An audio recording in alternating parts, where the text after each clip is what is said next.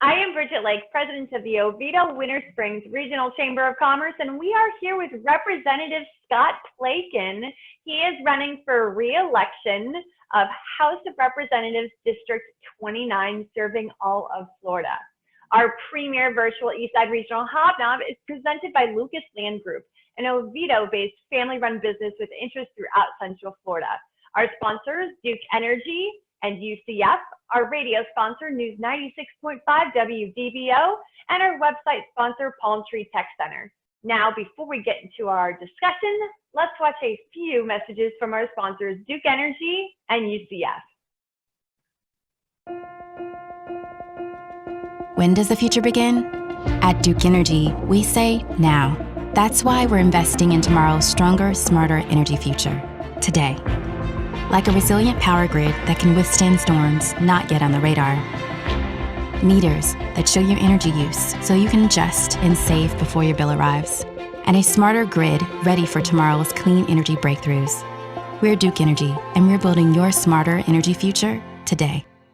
We will teach you in a room. We will teach you now on Zoom. We will teach you in a house. We will teach you with a mouse. We will teach you here or there.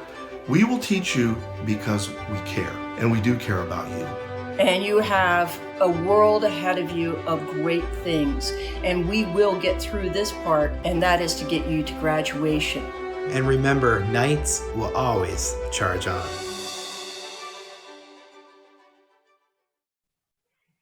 And now we are back with Representative Scott Plakon, running for re-election of House of Representatives District 29. He's one of our candidates at the Eastside Regional Hob Nob. How are you doing today, Representative Plakon? I'm doing great. And first, I just want to thank you, Bridget, and your team at the Chamber and the sponsors you just mentioned for putting this event on in very unusual times. I think this is a great way to still try to get information out about the candidates at the best way we can, considering the pandemic that's happening right now. So I'm doing fine, and I'm looking forward to our interview, and I'm looking forward to the election going forward. We're going to have a probably lively fellowship, exchange of ideas, I call it. So, well, thank you so much. Before we actually get into some questions, why don't you tell us a little bit about yourself? Sure. I grew up in Rochester, New York, graduated from high school there, and we would vacation about 6 weeks every year in Florida, Cocoa Beach. So when it came time to go to a college, the only place I was interested is in Florida. I just grew to love Florida at an early age, from 3rd grade to 12th grade, every single year, 6 weeks. So I chose Stetson University, graduated there, and started my first business the Monday after Saturday graduation. It was a publishing company, and then I started another publishing company. We went public on NASDAQ in 1996. In 98, I left that company and formed the Claims Pages that I operated until 1998. And I sold that in early 2018 to a much larger company. Part of the reason I sold, and you know my story, is I was married for 33 years and 3 days to Susie Plakon, who passed away from Alzheimer's disease in 2018. She was 53, diagnosed, and passed away at 57, mother of 6. So part of, and we'll talk about this in legislation, but you know, helping people with Alzheimer's has become a passion for obvious reasons. Looking forward to this campaign, and you know, and like I said, sharing ideas. So that's it. How did you first decide to run for which office, and what made you decide to do that? Well, I ran for the first time in 2008. I was a small business, friends call me a serial entrepreneur, and I was approaching 50 years old, and we had talked since very younger that around that stage in life that I'd like to do something to serve and give back.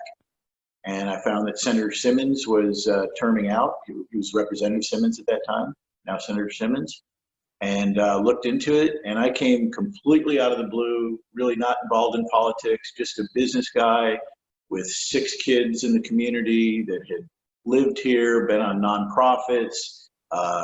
We homeschool our kids, some of them public school, some private school. soccer games, the whole thing, what you do with a family of 6. So we became very ingrained in the community. So in 2007, I had my campaign kickoff. At that time, I was actually opposing, my opponent at the time was backed by the entire local party. So so I ran against the Seminole County Republican Party then, basically. But at our campaign kickoff, I think we shocked a lot of people. We had 300 people show up, soccer moms, and I had a children's comedian. So I started my public service from a family-oriented perspective and and kind of a grassroots perspective as well. Like I said, I'm called a serial entrepreneur. I enjoy starting businesses. In the process of looking into starting another one now, actually. I'm not going to say what it is yet, but my passion has been my family, and then I like starting businesses as well. In terms of serving, I was in from 2008 to 12. With redistricting, I got drawn in another district, lost, and then came back in 2014 and can potentially serve until 2022. So this is my last re-election before I'm termed out. And that's interesting. So you have had business experience, and now you have served, been a servant as far as a representative also. So you have both aspects there too. When it comes to what you are most proud of, I know that you have done a lot for Alzheimer's. During the care of your late wife, Susie, you became and continue to be a champion to fight the end of Alzheimer's disease. Would you share a little bit about your experience and your legislative efforts in regards to that? Sure. Alzheimer's affects so many people. It's like a nuclear bomb hitting the family. Now, I actually last year remarried Rachel Saunders, now Rachel Saunders Plakon, and her family has also been profoundly affected by Alzheimer's disease. We've been married a year now, and I know Bridget, you've met her before, and she's wonderful. And I like to say I hit the lottery twice. So yeah, that's become a passion of mine. But other things I would say in my legislative service that I'm proud of. In 2012, Senator Simmons and I rewrote the stalking laws in Florida, basically, to make it easier to get injunctions to stop the perpetrators before somebody's killed. And I, for years, was getting emails from women of how they thought, I saved their daughter's life. We did, and everything. So I believe that hundreds of people will be alive in time because we passed that legislation. And then literally 3 days ago, the governor signed House Bill 199, which completely removes the statute of limitations for sex offenses on minors in Florida. There's some pretty heavy stuff there. Previous law up until, it goes effect July 1st. Previous law had 11 different instances if the perpetrator is this age, if the child is between this age and that, if it's reported a certain amount of times. What we've done by the governor signing this law is if anyone wants to come to our state or be in our state and hurt a minor in that way, they're going to have to look over the shoulder for the rest of their lives, wondering, is today the day they knock my door down and take me away from my life in handcuffs and go away for a long time? So this will, I think, help dissuade some of these perpetrators and predators from even doing it, because the law was very complicated before. So to the extent that the law is simple, under 18, the rest of your life, I think it'll be easier for them to understand and maybe keep some of them from committing these crimes. So I think it'll really help a lot of children in our state. It's called Donna's Law, by the way, after a woman, Donna Hedrick, here in Orlando. So I've done a lot of financial bills relating to business and stuff, but I think the ones that make me most passionate are the ones like this that literally are saving lives. Okay, and I think at the end of my service, I can rest my head on the pillow and know that some of the stuff that my colleagues and I have worked on and I've sponsored, there'll be people alive because of my service, and that feels pretty good. There's a lot of talk about the House really working together across lines, across party lines, Is there any particular bill that you're proud of that you've worked across party lines and helped pass? Well, the one I just mentioned, that's an interesting.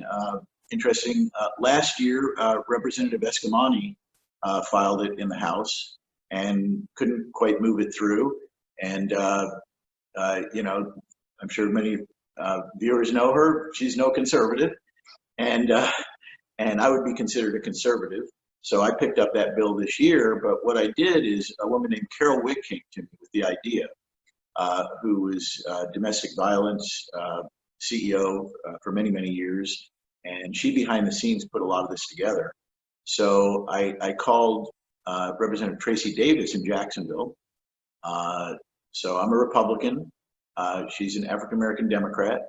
And then in the Senate, Senator Stewart filed it, a Democrat senator.